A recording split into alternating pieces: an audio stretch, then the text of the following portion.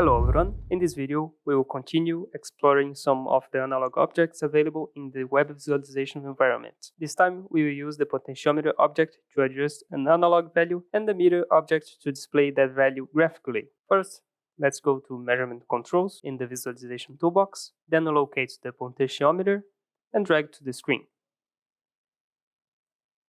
Now, the potentiometer allows the user to adjust a value interactively, making it ideal for setting analog references and set points. For this example, we will use it to write a value to one of the controller's analog outputs. Although the analog output is configured for either voltage or current operation, the PLC internally works with engineering units. As we've seen previously, the analog output range is represented by values from 0 to 30,000, and because of this, the first thing we need to do is adjust the potentiometer's scale. So let's go to the potentiometer's parameters, another scale. Let's change the main scale to 5,000, then the subscale to 2,500, and finally the scale end to 30,000.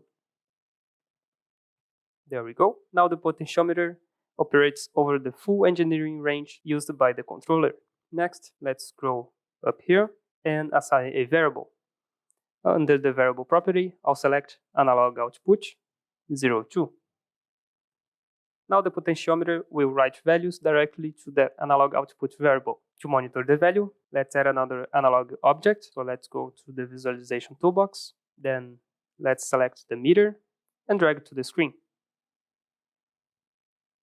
And just like the potentiometer, the meter must be configured to use the same scale. So let's go to the scale settings. In the main scale, let's set it to 5,000, the subscale to 2,500, and the scale end to 30,000. There we go. And this ensures that both objects represent the same engineering range. Next, I'll assign the same variable used by the potentiometer. Let's go here and assign analog output 02. Now, both objects are linked to the same PLC variable. Let's run the application.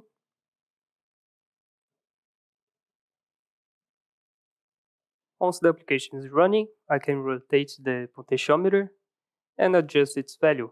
As the potentiometer changes, the value of analog output 02 is updated, and at the same time, the meter automatically responds and displays the current value. When I increase the potentiometer setting, the meter indication moves accordingly. When I decrease the value, the meter follows and shows the new position. This creates a simple but effective analog controls interface where the potentiometer acts as the input device for setting a value. The meter provides a graphical indication of the current value, and both objects operate using the same engineering unit range of 0 to 30,000. This approach is commonly used for controlling and displaying analog variables such as speed references, pressure set points, flow set points, temperature references, and many other process values within a web visualization application. This is it for this video, and I see you on the next one.